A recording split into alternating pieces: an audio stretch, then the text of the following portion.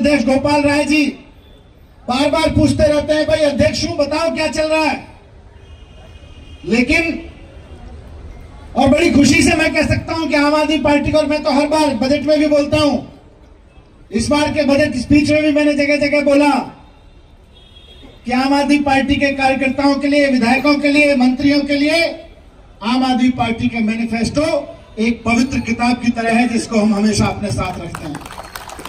आज तक हमने हमारे लिए बहुत लड़ाइयां लड़ी, हमारा रास्ता रोका गया, जगह जगह काम करने से रोका गया, लेकिन उसके बावजूद हमने एक भी चीज पे नहीं कहा कि ये तो जुमला था।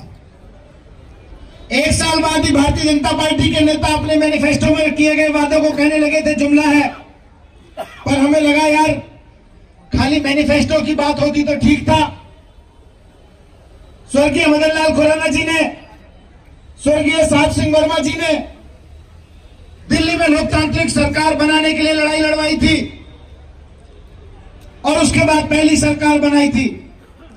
तब से लेकर उसके बाद जब बीजेपी की सरकार भी नहीं रही, मैंने गूगल करके इंटरव्यूज देखे, मदन लाल खुराना जी जैसे नेता उस वक्त भी जब वो विपक्ष में थे, उस वक्त भी इंटरव्यूज में कहते सुने गए थे कि दिल्ली को पूर्ण राज्य का दर्जा मिलना चाहिए। मुख्यमंत्री कोई भी हो, दिल्ली का अगर पूर्ण राज्य नहीं बनेगा तो दिल्ली के लोगों के साथ न्याय नहीं होगा।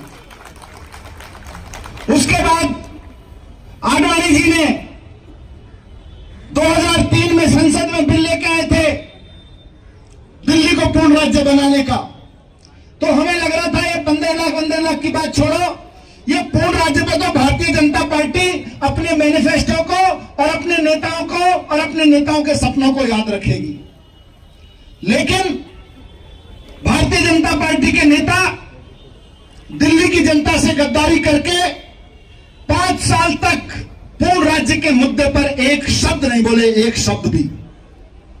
दिल्ली की जनता से गद्दारी करी है भारतीय जनता पार्टी ने। दिल्ली की जनता ने इन पे भरोसा करके, इस मैनिफेस्टो पे भरोसा किया, इस मैनिफेस्टो पे भरोसा करके इनको 7 सांसद दिए दिल्ली की जनता ने। इसमें इन्होंने पहला वाक्य लिखा हुआ है, पहला ही सेंटेंस है, हम दिल्ली को पूर्ण राज्य बनाएंगे, सेंटेंस है इसमें। लेकिन ये बीजेपी के लोग, भारतीय जनता पार्टी के सांसद, भारतीय जनता पार्टी के नेता दिल्ली की जनता से गद्दारी कर गए। दिल्ली की जनता इस मैनिफेस्टो के झांसे में आ गई और इस मैनिफेस्टो को पढ़ के उन्हें लगा कि अगर दिल्ली पूर्ण राज्य बनेगा तो हो सकता है महिलाओं को सुरक्षा मिलने लगेगी। दिल्ली के लोगों को लगा कि अगर दिल्ली पूर्ण राज्य बनेगा तो हो सकता है कॉलेज में एडमिशन मिलने लगेंगे, ज्यादा कॉलेज खुल जाएंगे और एडमिशन मिलने लगेंगे बच्चों को। इस मैनिफेस्टो को पढ़ के लगा कि हो सकता है लोगों को नौकरियां मिलने लगेंगी, घर मिल जाएंगे, सीलिंग जैसी समस्याएं बंद हो जाएंगी, अनऑथराइज कॉलोनीज पक्की हो जाएंगी पूर्ण राज्य मिलने से। इसलिए लोगों ने इस पर भरोसा किया। लेकिन भारतीय जनता पार्टी के लोग अपने मैनिफेस्टो से, अपने नेताओं के सपनों से, पुराने नेताओं के सपनों से और दिल्ली की जनता से सबसे गद्दारी कर गए। उन्होंने पूर्ण राज्य पे एक शब्द नहीं बोला पूरे 5 साल के दौरान। आप देख रहे होंगे, आप में से जो सोशल मीडिया पे भारतीय जनता पार्टी के नेता सोशल मीडिया पे मुझसे जुड़े हुए हैं, बोले कैसे करें। मैं उनसे बार बार यही पूछ रहा हूं, ये तुम मैनिफेस्टो में लिखा था, बता दो क्या किया। नहीं है उनके पास कहने के लिए, किस मुंह से कह दें कि हमने अपने स्वर्गीय नेताओं की आत्मा को बेच दिया, उनके सपनों को बेच दिया। कैसे कह दें कि हमने अपने मैनिफेस्टो को बेच दिया।